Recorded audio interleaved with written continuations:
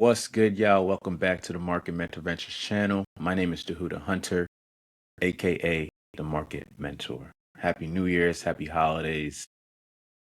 Hope y'all had an amazing time with your loved ones. We are here, January 2026. I wanted to do this breakdown a little bit different from the previous ones.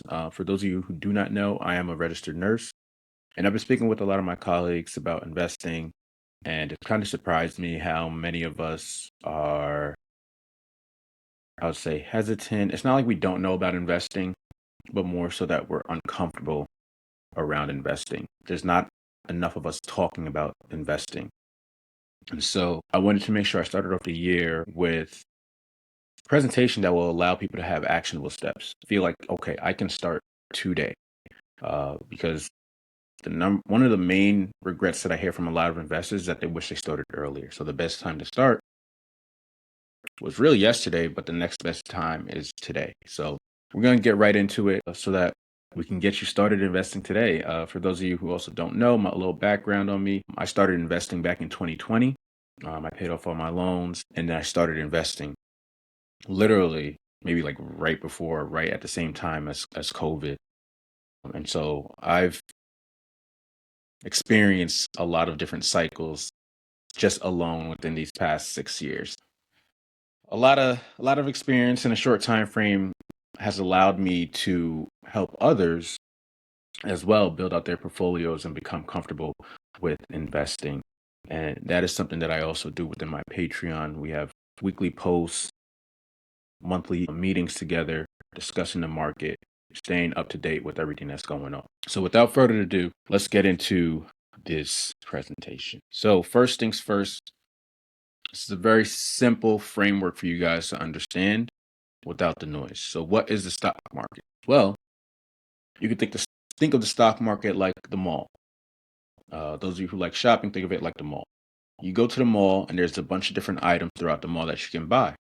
Well, the stock market is very similar in the sense that it's a market where you can look at a bunch of different companies and purchase fractional ownership in that company. That's where you can be a fractional owner of Apple, Nvidia, Google, Meta. But that in its simplest form is an example of how you can think of the stock market. Who are some of the stock market's participants? Well, you have retail investors.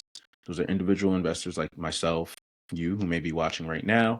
Then you have institutional investors. That includes hedge funds, mutual funds. The main difference between that is hedge funds are primary and private investment funds, and you have mutual funds which are available to the public, and those are offered by institutions like Vanguard, BlackRock, State Street, Invesco. That falls into that category of institutional investors. And then you also have the market makers. Well, the market makers, they are the ones who provide the liquidity for the market. So essentially their jobs is making sure that that market is stable and is functioning. That's what facilitates the buyers and sellers within the market. Now, like I said, we're getting straight to it. We want you to start today. So how do I get started? Well, first things first, you open up a brokerage account. Some examples are listed here. You have Charles Schwab, you have Robinhood, Fidelity, Interactive Brokers. Now, I understand that when you're first getting into the market, you may look at some of these companies and be like, oh my gosh, they cost so much. But you don't necessarily have to buy a full share of said stock within the market. Robinhood, Fidelity, Interactive Brokers, they all allow you to buy fractional shares of a company. Now, in Charles Schwab, they also do allow you to buy fractional shares in their feature called stock slices, but they don't allow you to buy fractional shares of ETFs. And we're going to talk about that soon. But once you open up your brokerage account, good. The next step is funding the account. Once you've built out your emergency fund, you want to make sure that you are allocating some money into the account. You don't need $1,000 to start investing, but what you do need is to develop a budget that allows you to invest consistently, allocating that money to pay your future self consistently. Once that's done, you want to start researching. Researching is where the money is actually made, because you don't want to go into buying companies, buying ETFs blindly. You want to make sure you understand what it is that you're buying. You should be able to tell somebody like, oh, this is why I got this stock, or this is why I got this ETF. The same way as if you were go to the mall and somebody asks you, oh, well, why did you buy this dress? Or why did you buy these sneakers? Oh, well, I really love it. Blah, blah, blah, blah, blah, blah. You should be able to explain the same thing for an ETF or a stock. Well, I bought this company because I know that they are in high demand. They're going to help with this AI revolution. They have a strong moat. They have strong profit margins. They have a backlog in their whatever products that they may be selling. They're in high demand. So those are some examples of understanding why you're buying a stock or an ETF. Now, we talked about research. These are some sites that I used when I first started out investing. Yahoo Finance, I still go to him here and there. Bar chart. I love bar chart for its technical analysis and fundamental analysis that it provides for you. I like how it also gives you an overview of the pricing of a stock or an ETF. You get to see how it's performed over the last year. You get to see how it's performed over the last 2 years, 3 years, 5 years, 10 years, et cetera, et cetera. Yahoo Finance is a great place because I feel like once you put that ticker in, which is an abbreviation of that company. So for example, like Taiwan Semiconductor, that's TSM, you can get a brief overview of what that company does. You also can see what analysts are saying about the company, and you get to view their statistics, like their profit margins, their total debt to equity ratios, all that you can find right there on Yahoo Finance. Seeking Alpha and MarketWatch are also some valuable resources that I like to use. Sometimes you can go there and find valuable information on companies where the information may not be in the headlines, but the information is out there, just not on a headline. So for example, like I think when I first heard about APLD, I want to say I heard about them on Seeking Alpha the first time. And I started to dive more into that company. And lo and behold, we see that company has returned over 200% in the last year. Using both Seeking Alpha and MarketWatch was definitely great resources for me starting out. I would definitely recommend those two as well. So what actually moves stock prices? Well, a few examples of those economic indicators that could be your inflation data, your jobs report, which are two gauges that the Federal Reserve use when they come to the decision on making their rate cut decisions or rate hike decisions. In this current environment, we've been seeing them cut interest rates, which has been favorable to the markets because now businesses can now borrow money at a cheaper interest rate in its simplest form. Breaking news. Breaking news can stir up the markets at any given time. Today is January 13th. Like we saw just these past few days, over the weekend, reports came out that the Department of Justice is now investigating the Federal Reserve. And literally yesterday, pre-market, the market was down based off of that breaking news. Another example could be from last year with the DeepSeek event that caused all the AI-related companies to have a downturn because there was a temporary scare within that, thinking that, okay, we are wasting money when they just created DeepSeek and it's essentially just as good as Chat GPT or better. So those are just two examples of how breaking news can change how stock prices move. And then lastly would be a company's performance. So now that's when it comes to looking at the company's balance sheet, their earnings, their revenue, what that looks like. Analysts make projections on a company's revenue, their earnings, and the company may outperform, they may underperform, they may provide a positive outlook on their forecast, or they may provide a negative outlook on their forecast. And all that can dictate the price movement. Wall Street, they may not like what they hear from a company. That's going to cause the stock to go down. Wall Street likes what they hear from a company in a press release. That may cause the stock price to move up. But a lot of those moves tend to be short-term, quick moves that can cause some volatility in the markets. Next, ETFs versus stocks. So ETF is ownership across multiple companies. Stocks is ownership in one company. So if you think about an ETF, it's a basket of securities that trade on an exchange like a stock. In simpler terms, you can view an ETF as an all-star team. They hold the best players in the game. So you start off with the top 5. If somebody gets hurt on a team, they have another all-star that they can replace them with. Well, ETFs work in a similar fashion. It's a basket of stocks in one fund. Say one company is not performing as well as the rest of that fund or the rest of that sector per se. Well, the next best company that is outperforming is going to replace the spot of that company that's underperforming. And so that helps with protecting your portfolio from dragging down when that one company is underperforming. Now, stock, on the other hand, also known as equity, is a security that represents ownership of a fraction of a company. So that's like just buying Apple. That's just like buying Nvidia alone, right? You do take on a lot more risk by owning that individual stock because now, if that stock ends up underperforming, you don't have anything to replace it with or to just take the blunt of that drag down per se. So it's important when you are investing in an individual stock, you know exactly why, you have long-term horizons on it, and you don't get shaken out of short-term noise. All right, so tips for beginners.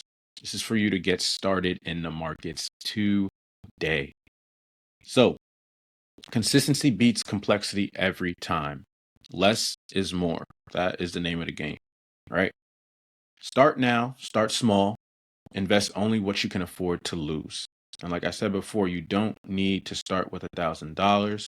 You just need a budget and make sure that you consistently allocate to your brokerage account and invest consistently. Diversify.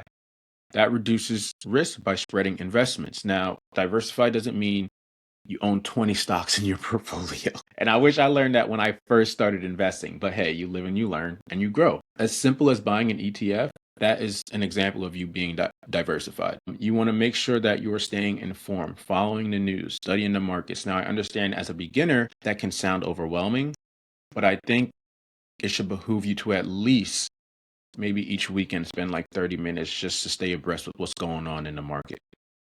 30 minutes over the weekend, that's it, until you can build up that uh, confidence, that willingness to be like, oh, okay, now I'm starting to understand this. Because the more you see it, the more things start to make sense to you and it becomes less overwhelming.